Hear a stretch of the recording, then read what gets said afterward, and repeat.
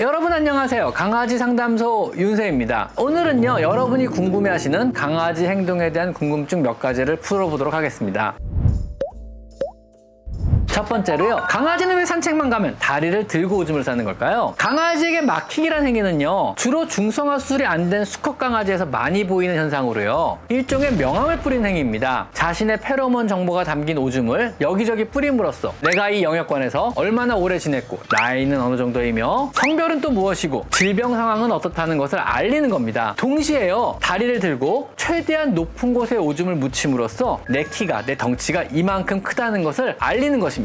다리를 들지 않으면 높이 오줌을 싸기가 힘들잖아요. 안 그런가요? 여기저기 명함을 뿌리는데 키에 대한 정보까지 알려주는 것입니다. 우리가 어렸을 때 벽에 낙서를 할 때요, 최대한 높은 곳에 낙서를 해서 내 키가, 덩치가 큰 사람이란 것을 알리려는 것과 동일한 방법입니다. 여자 강아지거나 중성화가 된 수컷 강아지의 경우는요, 혹은 강아지 성격에 따라서 투쟁 본능이나 영역에 대한 본능이 떨어진다면은요, 이런 마킹 행위는 하지 않습니다. 당연히요, 다리를 들고 높은 곳에 소변을 묻히려는 행위를 안 하기도 합니다. 사실 다리를 들고 여기저기 마킹 행위를 하는 강아지는요, 기질이 비교적 강한 강아지이므로 고집이 세고 때로는 주인으로서 다루기 굉장히 힘든 성격인 경우도 많이 있습니다. 고집 센 애들이 많더라고요, 그런 애들은요. 두 번째, 왜 강아지는 자꾸 쓰레기통을 뒤질까요? 쓰레기통을 뒤져서 집안을 엉망으로 만들어 놓거나 산책만 나가면요, 쓰레기통만 보면은 거기서 한참 냄새를 맡고 있는 경우가 있는데요. 왜 그러는 걸까요? 사실 강아지에게 쓰레기통은요, 그야말로 종합 선물 세트입니다. 저 어렸을 때는요, 아버지가 과자 종합 선물 세트를 사오는 날은 그렇게 흥분될 수가 없었습니다. 상자를 뜯으면은요, 진짜 다양한 과자들이 끊임없이 그 안에서 쏟아져 나왔거든요. 강아지에게 쓰레기통이란 그런 장소입니다. 비록 그 안에 강아지가 먹을 만한 것은 없겠지만은요, 정말 다양한 냄새가 나는 장소인 그곳은요, 강아지에겐 그야말로 종합 선물 세트 그 자체일 것입니다. 강아지의 후각 능력은 정말 뛰어납니다. 사람의 수십만 배에 달할 정도로 우리가 맡지 못하는 수많은 다양한 냄새를 맡게 됐는데요, 집에서 무료하게만 지내는 강아지는요, 이런 후각적 자극에 굉장히 열광을 하게 됩니다. 먹을 것이 없더라도 새로운 다양한 냄새가 나는 쓰레기통이야말로 굉장히 흥미로운 장소이며, 그것을 모두 온 집안에 뒤집어 헤집어 놓고 하나하나 냄새를 맡으며 아마 굉장한 행복감에 사로잡힐지도 모르겠습니다. 마치 우리가 처음 인터넷을 접한 그거랑 똑같다고 보시면 됩니다. 물론 강아지가 이렇게 쓰레기통을 뒤져서 온 집안을 헤집어 놓는다면요, 집에 돌아온 우리에게는 지옥이 시작될지도 모르겠지만요, 특히 무료한 생활하는 강아지에게는요, 쓰레기통 안의 다양한 냄새는요, 닌텐도이며 넷플릭스일지도 모릅니다. 강아지의 다양한 후각적 자극을 위하여 평소 실내에서 노즈워크를 자주 해주시고요, 산책을 다니며 다양한 냄새를 맡게 해주세요. 강아지 행복이 정말 많이 올라가게 될 것입니다.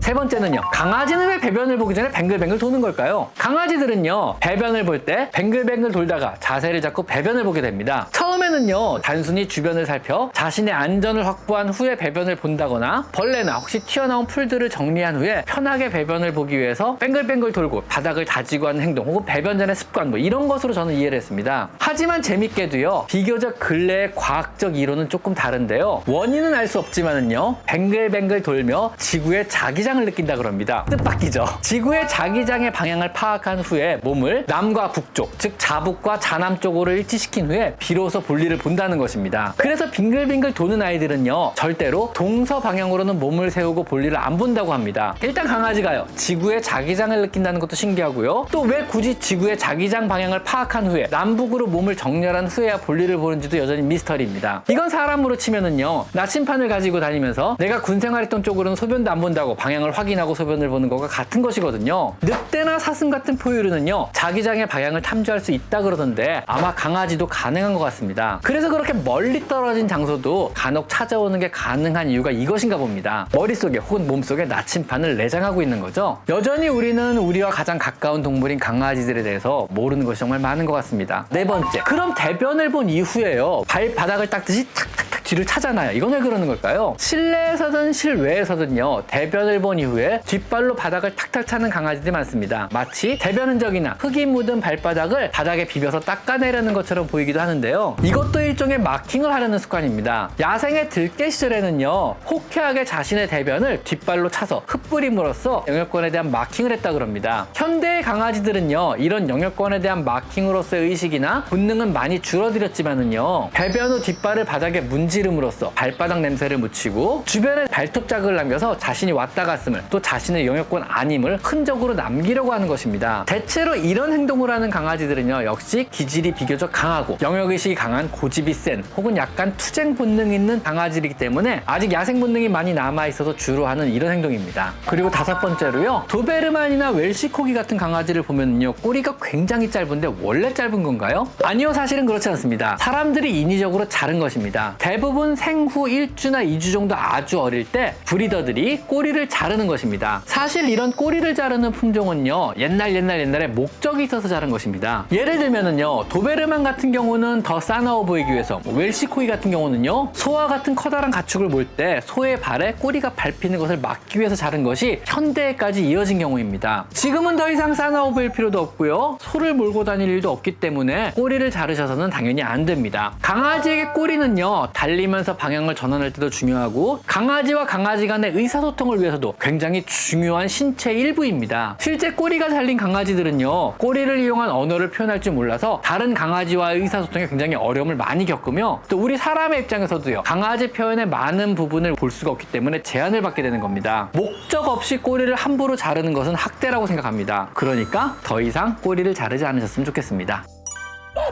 오늘은요 여러분이 궁금해할 만한 강아지의 몇 가지 사실 한번 알아봤습니다. 어떤가요? 여러분이 몰랐던 사실이 혹시 있으신가요? 여러분과 함께 생활하는 강아지에 대한 이해가 조금 더 깊어지는 시간이 되셨길 바랍니다. 오늘은 여기까지 강아지 상담소 윤세입니다. 감사합니다.